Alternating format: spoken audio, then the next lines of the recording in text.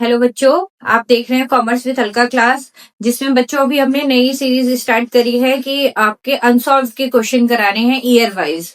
10 year के जब आप 10 क्वेश्चन कर लोगे तो 100 क्वेश्चन अपने आप ही तैयार हो जाएंगे। वेरी श्योर 100 में से 10 क्वेश्चन आ जाते हैं। तो आपको ऐसे पढ़ना है कि जो रोज मैं आपको 10 वेरी शॉर्ट क्वेश्चन कराऊंगी उसको आपको खुद से लिख के और फिर लर्न करना है। ठीक है, तो चलिए स्टार्ट करते हैं। आज का पहला क्वेश्चन है, एक साझेदार के असीमित दायित्व से क्या समझते हैं। जैसे कि आपको पता है असीमित दायित्व का मतलब होता है कि जब कोई साझेदार फर्म में अगर कोई हानि होती है तो उसके दायित्वों को मतलब उसके निजी संपत्तियों से भी वो दायित्व की पूर्ति उसको करनी पड़ेगी। कंपनी और साझेदारी की मेन मतलब डिफरेंस ही यही है कि कंपनी में सीमित दायित्व होते हैं और साझेदारी में असीमित दायित्व होते हैं। तो असीमित दायित्व का मतलब जब किसी व्यक्ति को अपनी निजी संपत्ति में से भुगतान देना पड़े अपने लेनदारों को, तो वो असीमित दायित्व कहलाता है।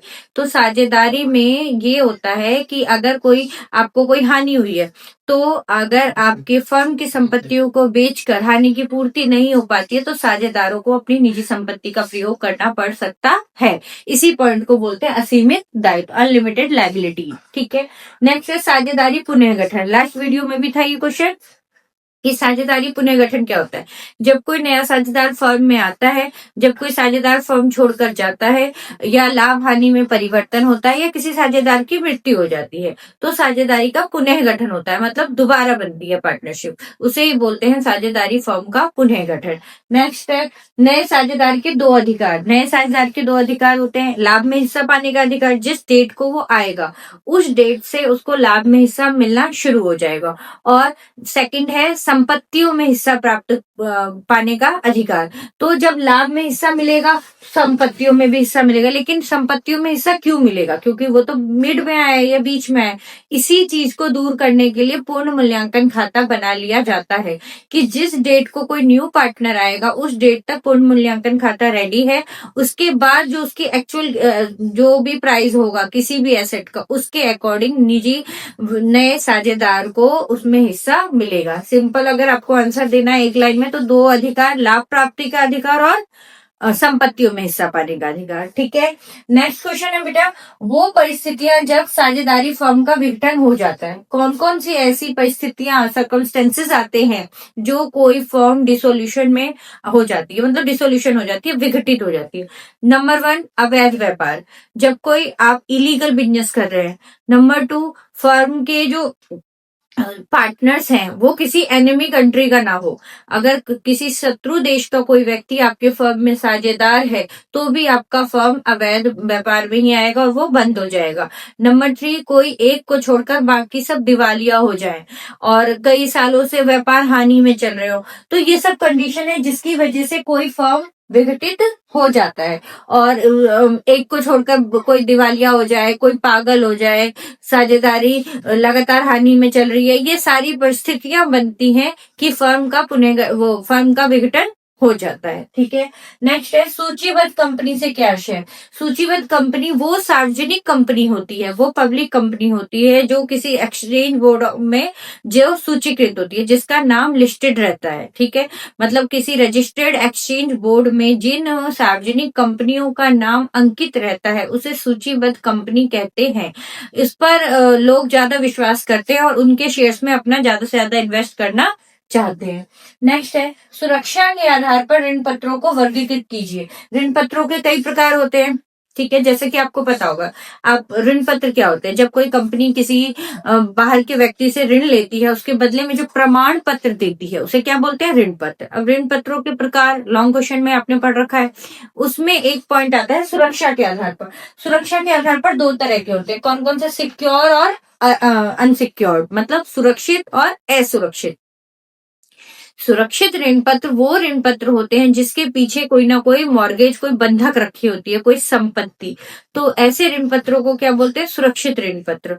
और वो ऋण पत्र जिनके पीछे कोई बंधक नहीं रखा जाता है कुछ भी, वो होते हैं असुरक्षित, अनसिक्योर्ड डिवेंचर्स। ठीक है, उसके बाद है गैर चल संपत्ति। गैर चल संपत्ति कौन सी है, चल संपत्ति में आपका गैर चल जो कि आपकी चल संपत्ति नहीं है, उसको बोलते हैं गैर चल संपत्ति। इसमें आ जाएगी आपकी गुडविल, पेटेंट, कॉपीराइट, वो सारी संपत्तियां जो चलमान नहीं है। वो गैर चल और गैर चालू दोनों में डिफरेंस होता है। चालू संपत्तियां वो संपत्तियां होती हैं जिसका प्रयोग हम 1 साल के तक करते हैं, 12 माह के अंतर्गत, ठीक है। जैसे debtors, BR, stock, prepaid expense, ठीक। और गैर चालू वो संपत्तियां होती हैं जिसका प्रयोग हम 1 से अधिक वर्षों के लिए करते हैं, 15 साल, 10 साल, 20 साल, 5 साल, जैसे कि लैंड एंड बिल्डिंग, फर्नीचर, ठीक है। उसमें भी आपके टेंजिबल और इनटेंजिबल दो एसेट बनती हैं। टेंजिबल जिसे आप देख सकते हैं, छू सकते हैं, और इनटेंजिबल जिसे हम देख नहीं सकते, छू नहीं सकते, फील होती है, जैसे गुडविल, पेटेंट, कॉपीराइट। तो गैर चल में यही संपत्तियां आएंगी आपकी। रोकड़ प्रवाह विवरण की कोई 2 उद्देश्य। रोकड़ प्रवाह विवरण के उद्देश्य कौन कौन से हैं? नंबर 1 कि कंपनी को अपनी वास्तविक स्थिति, रोकड़ की वास्तविक स्थिति का पता चल जाता है कि एक्चुअल में उनके पास कितना कैश अवेलेबल है, ठीक है। सेकंड पॉइंट, अल्पकालीन नियोजन के लिए, शॉर्ट टाइम प्लानिंग के लिए। आपको पता है कि हाँ 2-4 दिन में इतने पैसे इनफ्लो होंगे या इतने पैसे किसी को देने, आउटफ्लो करने हैं, तो इन उद्देश्यों को पूरा करने के लिए रोकड़ प्रवाह विवरण बनाया जाता है। आप 2 उद्देश्य में लिखेंगे। नंबर 1, कंपनी को अपनी वास्तविक रोकड़ संबंधित वास्तविक स्थिति का पता चलता रहता है। नंबर 2, अल्पकालीन योजनाओं को बनाने के लिए रोकड़ प्रवाह बहुत ही मददगार होता है, ठीक है। नेक्स्ट है सहभागी अधिमान अंश। अधिमान अंश वो अंश होते हैं जिन पर पूंजी प्राप्ति का और लाभांश प्राप्ति का प्रथम अधिकार होते हैं। उसमें सहभागी वर्ड ऐड हो गया, ये उसमें आएगा। टाइप्स ऑफ प्रेफरेंस शेयर आपने पढ़ा होगा, उसमें होता है सहभागी, असहभागी। जब एक बार अधिमान अंशधारियों को एक बार लाभांश मिलने के बाद भी अगर कंपनी को पर्याप्त लाभ हासिल होता है तो वो उसमें से भी उसे दे देता है। मतलब एक्स्ट्रा प्रॉफिट में से भी अगर प्रेफरेंस शेयर होल्डर को और ज्यादा प्रॉफिट मिलता है तो ऐसे शेयर होल्डर को क्या बोलते हैं? सहभागी अधिमान अंश। की मतलब एक बार डिविडेंड मिलने के बाद अगर कंपनी को अच्छा प्रॉफिट गेन हो रहा है तो वो सेकंड टाइम भी उसमें से डिविडेंड ले सकता है। तो ये 10 के 10 आपके वेरी शॉर्ट क्वेश्चन है जो 2024 में पूछे गए थे, और वो हर क्वेश्चन 2 नंबर का है, 2 into 10 मतलब 20 मार्क्स। और इसमें कोई ऑप्शन नहीं होता कि कोई 2 करिए, कोई 4 करिए, सारे 10 के 10 क्वेश्चन करने होते हैं। तो जो आपका MCQ होता है वो बहुविकल्पीय जिसको आप बोलते हो, वो 1-1 नंबर के 10 क्वेश्चन होते हैं, ठीक है। तो ये जो दोनों हैं ये तो आपके एकदम मार्क्स टाइम, आप इसे 10 मिनट 15 मिनट में आप आराम से कर सकते हैं 10 क्वेश्चन को, अगर आपको लर्न होंगे तो। क्यों? क्योंकि सारे टॉपिक 2-2 लाइन 4-4 लाइन में आपको लिखना है, और बहुविकल्पीय भी आपको अच्छे से लर्न करके इसमें तो बिल्कुल टाइम ही नहीं लगना है। तो ये ऐसे मार्क्स होते हैं जो आप इजिली ले सकते हो। तो ये सारे के सारे क्वेश्चन आपको रिटर्न में अच्छे से लिख कर याद करने हैं। चलिए, थैंक यू बच्चों। आगे की क्लास देखने के लिए कॉमर्स विद अलका चैनल को सब्सक्राइब करिए और वीडियो को लाइक करते रहिए।